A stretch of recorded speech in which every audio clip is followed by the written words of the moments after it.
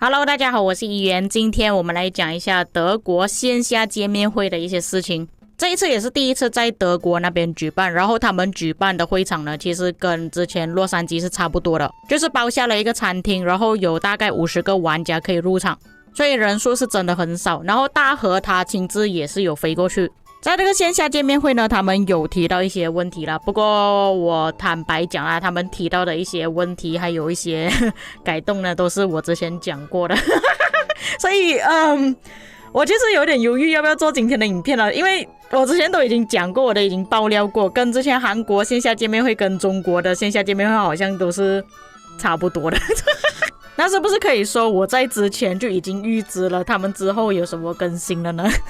OK， 那我们来看一下他们这一次讲了什么东西。那么他们所讲的东西呢，我都是从 Chisco 的那个影片搬过来的啦，因为我本人没有办法去到德国嘛。但是在看了他的影片之后，有一些东西他自己本人不确定的，我这边可以帮他回答一下各位观众啦。那么首先有没有 VIP19 这个问题，这个我在之前已经讲过了，官方说不会推出 VIP19， 不过他们可能会考虑。还有就是之前我有提到的，在韩国的3周年线下见面会的时候，他们有讲到会把 VIP 点数转换成别的东西。相信有很多已经满 VIP18 的玩家，有很多 VIP 点数在书包里面，没有办法去转换别的东西。所以那时候在韩国的线下见面会，他们是已经明确说出了会转换成别的东西，可能是加速啊，可能是资源等等。因为如果没有出现这个转换的东西了，玩家买礼包总会拿到 VIP 点数，不转换也不行了。所以在 VIP19 跟转换之间，他们选择了转换。至于转换又什么时候出现，暂时还没有透露出现的时间。不过 VIP 点数转换的东西呢，其实在很早几个月就已经有讲过了，我觉得他们应该会在明年左右就会推出了。接着是 KVK 的部分，也是有提到英雄战歌，不过这个在中国的线下见面会的时候可能讲的比较明确一点，他们就连 PPT 都已经做出来了，我们可以重新再看了一次。那么有可能我解说的并不是这么好，我们直接听大和讲什么东西。KVK 的新剧本和新的内容一直是我们游戏的重点开发模块之一。比如在下一个新的剧本当中，失落之地就将会有发展期和战争期的交替，每隔一定的周期为玩家呈现出不同的游戏体验。执政官们需要适时的选择个人战略，顺势而为。另外在这个剧本当中，联盟技能也将会被扩展，我们也会加入一些策略性更强的技能。如何合理的使用这些技能，都将依赖于执政官们的战术体系和战术策略。其次呢，我们还在酝酿更多的新的剧本类型，包括的方向有非对称的阵营对抗，更有历史代入感的剧本，新的围城战的体验，以及新的联盟建筑玩法等等等等。这些内容呢，已经进入到我们早期的设计和预演当中了。最后，针对大家满意度比较高的剧本，我们也会计划逐步的进行 2.0 的版本迭代。比如说《英雄战歌》这个剧本，我们正在优化迷雾探索等等的体验，应该近期就会和大家见面了。那么各位在听了大和讲了之后，是不是觉得很熟悉了？没错，就是最近新出的11剧本当中，他还有说到英雄战歌迷雾的问题，刚好11用的地图就是英雄战歌的地图，所以可以说官方其实他们是已经弄出来这个地图了，只是那个什么不对称的地图可能之后才会推出，还会推出更多剧本性的地图，比方说奥尔良之围、百年英法战争之类的故事。接着是远程统帅还有领袖统帅，他们是等到今年德国的线下圆桌会的时候才提到这个东西，其实事实上在去年的中国线下圆桌会的时候就已经提到了，就连列表我都在去年的时候就已经发布了，就是远程统帅肯定会在转盘里面，然后领袖统帅会在 MGE 之后都是固定这样子的形式推出新统帅。那也是一样有强调领袖统帅会出集结或者是驻防，不过大多数都是驻防优先。不过 Chisco 的影片他有提到希望领袖统帅可能是野战统帅，不过我觉得可能性应该会比较低啊，因为如果你的领袖统帅也是野战，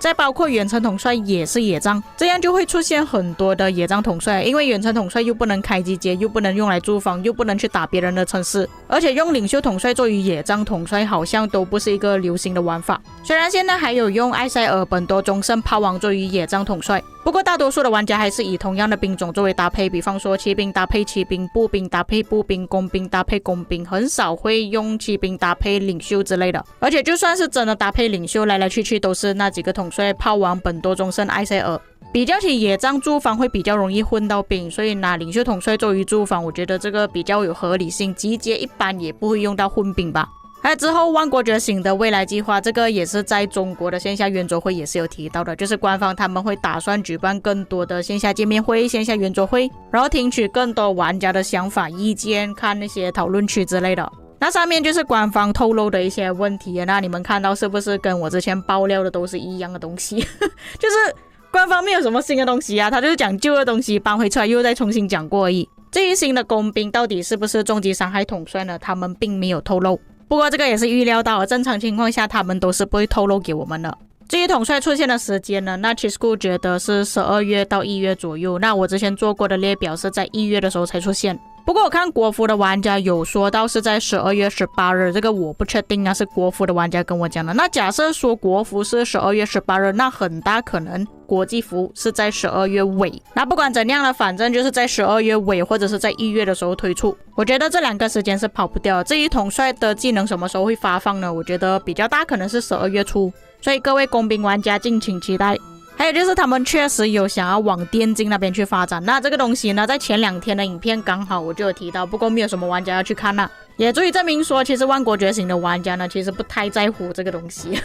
能不能发展电竞呢，其实是另外一回事，核心的玩法还是在 KVK。毕竟你们想一下，如果我真的要去看电竞的话，为什么我不要去看 LOL 的？为什么我不去看多大的？为什么我要看万国觉醒的电竞？万国觉醒的电竞有什么吸引我的地方吗？我认为说他们想要利用电竞推广到可能让更多玩家去认识这个游戏，但推广是推广，会不会吸引到其他的玩家，这个才是重点，这个是分开来讲的。不管怎样，我要讲的东西在前2个影片我就已经有讲过了，关于电竞的东西，有兴趣的观众可以看回那个影片。然后装备2次觉醒的东西呢，有透露到可能是在12月尾或者是1月左右会推出，所以各位观众暂时不要消耗你们任何的材料资源，快的话可能就下个月，再慢一点呢就到1月左右才会推出。在之前我有透露过2次觉醒会消耗你的图纸跟材料的，所以各位真的不要去做装备先，除非是真的逼不得已急着要用要打仗了你才去做。那么以上就是这一次的德国线下圆桌会提到的一些内容了，其实跟之前讲的东西好像来来去去都是差不多，也没有什么让我感到意外的东西，只不过还是会有一些观众好奇他们德国的线下圆桌会讲了什么东西，所以这边我就跟大家讲一下，